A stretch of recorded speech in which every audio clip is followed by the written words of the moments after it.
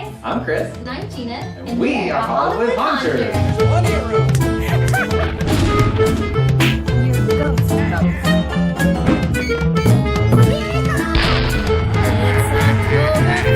I bid you welcome, children. Wow, open my eyes. All right, good morning, everybody.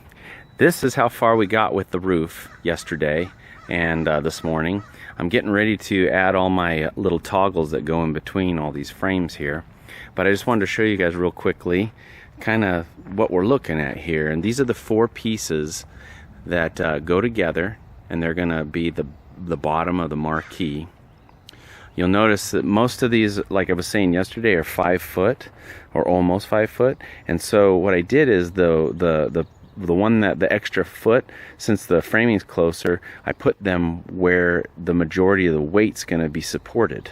So on the 2 outsides, they are going to set right above those 2 things.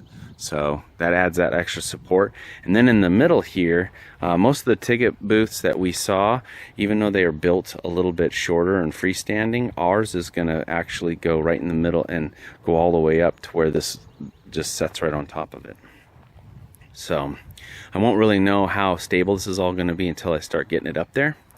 And then for our seams out here, what we'll do is we'll most likely just build a fascia board that goes all the way across, and once we put that on, it will lock up those 2 seams. Same thing with the front right here. Okay, so we got most of the framing finished.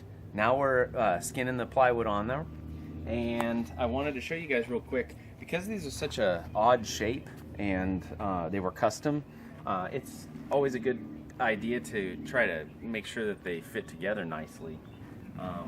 One of the parts that I was concerned about was this point right here, matching with the angle of the next flat.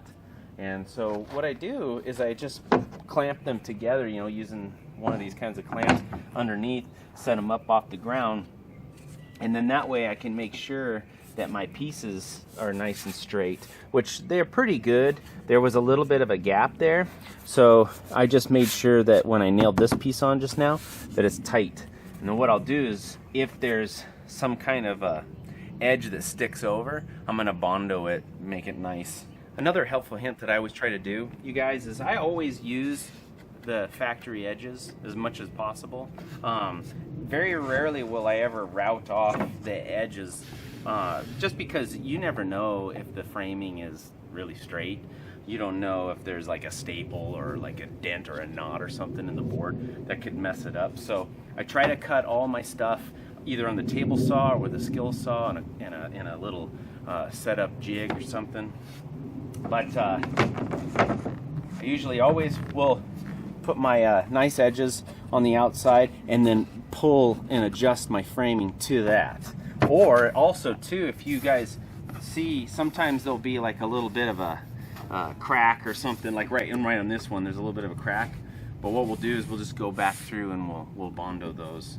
So again, on this piece, you can see the seam going all the way down looks pretty good, right? We have it really tight together. It sure does. But right here, it looks like we're going to have a little bit of an issue. Now I can try to clamp this as tight as I can, but it's still not going to be perfect. But we want the outside to be perfect. So what we'll do is when we put this piece in, I'll make that seam as tight as I can so that it looks nice for the outside of the booth. But whatever little gap or whatever that's in the framing, we'll just smear some Bondo in there and make it, you know, fill it up as much as we can. But this is what you're really worried about. So if it was like a 1/4 of an inch or more, like I would never do that. But, you know, I would obviously fix that framing. But when it's a little bit like this, no one's gonna know. I'm gonna know. For me. And all of you guys know now. But yeah, it's nice if we have if you get it off the ground and you can kind of get it all together. Now this is actually upside down. It's gonna get flipped over. And then that'll be our top. Yeah, it's gonna be ceiling. our top. But it's we kind of did this shape. This we weren't really sure what shape we were gonna do, but we decided to do this shape, and because this front, you know, this would be like where the now playing signs go on the side. But since this is an 8-foot ceiling that this is going to be going in, unfortunately, it's the marquee part is going to be chopped It's off. up to your imagination what's playing up there. Yeah, exactly. So, yeah, Great. that's where we're at. All right, let's get back to work. All right, closets are done. And they're painted black. I could not reach the inside of some of these. Some of them I got, but some of them are a little bit tighter. So once we pull the walls apart, I will get there. I'll give you the full 360 so you don't miss any piece. Here is closet number 2. Give you the fast version. Whoa. Whoa. Hey, how come you didn't paint in there? It's hard to get. My knuckles Let's keep. get the sprayer out. My knuckles keep getting scratched. No, I don't want to get the sprayer out. Me don't like the sprayer. You can come staple. So I just put my glue all on here. Make sure you use lots and lots of glue. And I'm getting ready to put this little 2-footer piece on. I still have to cut a little section right in here. But another rule of thumb too that I always try to do is, you know, make my seams not all match. So I offset everything as much as possible. This thing will just slide on here. So now I got this thing down on the glue, and again, what I'm going to do is I'm going to make sure that this is nice and flush with this edge going all the way down. I'm not going to worry so much about this crack on the inside.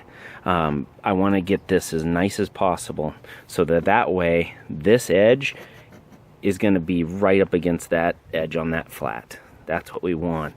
If there's any of this framing sticking out past this edge, then you're going to have a crack. So to try to prevent that, just make sure that you're always good around your outside edge, and you should have no problems. All right, guys, so now that the flats are all skinned, the next step is to draw out all these lines. We're going to have chasing lights going every which way. I don't have the ticket booth here. This is kind of a footprint of what we think we're going to do. So I've got all the lines all drawn, or I should say I snapped the lines as much as I could and then filled in some pencil. One thing that we're going to do is we're going to have the ticket booth support this. So once it's up on top of here, it's going to be resting on top of the ticket booth out here. And so I won't have to do lights, you know, all the way out. So this is what I got done today. I know it's not much, but it's a little bit of an update. See our progress here. It should hopefully start getting a little more interesting as we go here. But yeah, I'm gonna go try to wash all the chalk off my fingers. See you guys later.